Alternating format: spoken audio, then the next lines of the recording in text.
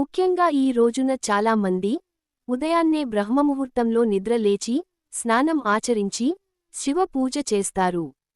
అంతేకాకుండా తప్పకుండా శివాలయానికి వెళ్లి పరమశివుడుని పూజిస్తారు.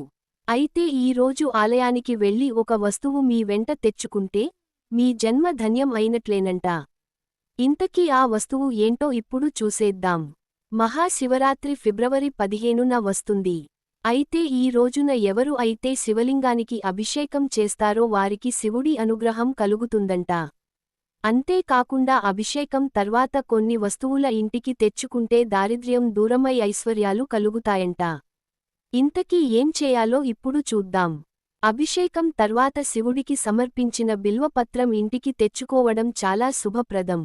ముఖ్యంగా ఆర్థిక సమస్యలతో బాధపడే వారు ఈ పత్రాన్ని బీరువాలో లేదా పర్సులో పెట్టుకోవడం వలన అప్పుల సమస్యలు తీరిపోయి ఆర్థికంగా కలిసి వస్తుందంట. అదే విధంగా శివాలయంలో పూజ చేసినప్పుడు పార్వతీదేవికి సమర్పించిన పూలు, గాజులు, సింధూరం తీసుకొచ్చుకొని మీరు ధరించడం వలన అదృష్టం కలిసి వస్తుందంట. వైవాహిక జీవితంలోని సమస్యలు తొలగిపోయి దంపతుల మధ్య ప్రేమ పెరుగుతుందంట. ఆ జంటపై అమ్మవారి ఆశీస్సులు ఉంటాయంట. అలాగే శివుడికి అభిషేకం చేసిన నీటిని ఇంటికి తీసుకొచ్చుకొని వాటిని ఇంటిలో చల్లడం వలన ప్రతికూల శక్తి దూరం అవుతుందంట. ఇంటిలో ఉన్న సమస్యలన్నీ దూరమై సంతోషకర వాతావరణం నెలకొంటుంది. పురాణాల ప్రకారం ఈ పవిత్ర రాత్రినే పరమేశ్వరుడు, పార్వతీదేవి వివాహం జరిగినట్లు విశ్వసిస్తారు. ఈ రాత్రి ఉపవాసం, జాగరణ, అభిషేకం, మంత్రజపం చేయడం ద్వారా భక్తులు కష్టాల నుంచి విముక్తి పొందడంతో పాటు వృత్తి, కుటుంబ జీవితం, ఆధ్యాత్మిక ప్రగతిలో శుభ ఫలితాలను పొందుతారని నమ్మకం.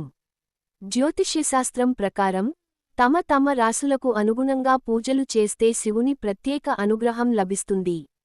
ఇప్పుడు 12 రాసుల వారికి అనుసరించవలసిన పూజా విధానాలు తెలుసుకుందాం. మేష రాశి. ఉదయం స్నానం చేసి గాయత్రీ మంత్రాన్ని జపించండి. శివలింగానికి పాలు, తేనె కలిపిన నీటితో అభిషేకం చేయండి. బెల్లంతో చేసిన తీపి వంటకాలు నైవేద్యంగా సమర్పిస్తే అదృష్టం కలుగుతుంది. వృషభ రాశి. ఓం నమః శివాయ మంత్రాన్ని భక్తితో జపించాలి. పెరుగు, చెరకు రసంతో అభిషేకం చేయండి. నందికి పచ్చిమేత తినిపించి రేగు పండ్లు సమర్పించడం శుభప్రదం. మిథున రాశి. తెల్లని వస్త్రాలు ధరించి పూజ చేయండి. పంచామృతంతో పాలు, పెరుగు, తేనె, నెయ్యి, చక్కెర అభిషేకం చేసి స్వచ్ఛమైన నీటితో శుభ్రం చేయాలి. ఓం మహేశ్వరాయ నమః జపించండి. కర్కాటక రాశి. సూర్యోదయ సమయంలో సూర్యునికి ప్రార్థన చేసి శివుడికి పాలు, తేనె, నీటితో అభిషేకం చేయండి. గంధం, బియ్యం సమర్పించడం మనశ్శాంతి ఇస్తుంది. సింహ రాశి. ఓం జటాధారాయ నమః మంత్రాన్ని జపించండి. దానిమ్మ రసంతో అభిషేకం చేసి నెయ్యి దీపం వెలిగించండి. ఇది గౌరవం, ఆత్మవిశ్వాసాన్ని పెంచుతుంది. కన్య రాశి. ఓం శూలపాణయే నమః జపిస్తూ చెరకు రసంతో అభిషేకం చేయండి. బిల్వదళాలు సమర్పించడం శ్రేయస్కరం. తులా రాశి. గంగా జలంతో అభిషేకం చేయండి. ధాతుర వంటి శివప్రియ పదార్థాలు సమర్పించి ఓం నమః శివాయ జపించండి. ఇది ఆర్థిక శ్రేయస్సుకు దోహదం చేస్తుంది. వృశ్చిక రాశి. పచ్చి పాలతో అభిషేకం చేసి శివ మంత్రాలు జపించండి. ఇది జీవితంలోని అడ్డంకులను తొలగిస్తుంది. ధనుస్సు రాశి. కుంకుమ పువ్వు కలిపిన పాలతో అభిషేకం చేయండి. బిల్వపత్రాలు, జిల్లేడు పువ్వులు సమర్పించి ఓం నాగేశ్వరాయ నమః జపించండి. మకర రాశి. మహామృత్యుంజయ మంత్రాన్ని పఠించండి. పాలు, పెరుగు, ధాతురం సమర్పించడం ద్వారా కష్టాల నుంచి ఉపశమనం పొందవచ్చు. కుంభరాశి. ఓం భూమేశ్వరాయ నమః జపించండి.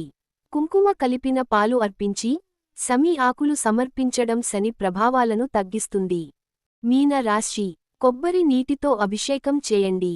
గంధం, ధాన్యాలు సమర్పించడం ద్వారా వృత్తిలో పురోగతి కలుగుతుంది.